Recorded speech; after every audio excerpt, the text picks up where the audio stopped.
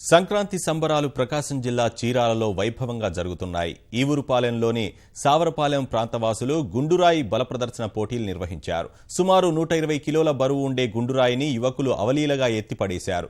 గుండురాయి బలప్రదర్శన పోటీలను తిలకించేందుకు చుట్టుపక్కల గ్రామాల ప్రజలు పెద్ద సంఖ్యలో తరలివచ్చారు. పోటీలో గెలుపొందిన వారికి గ్రామ పెద్దలు బహుమతులు అందజేశారు.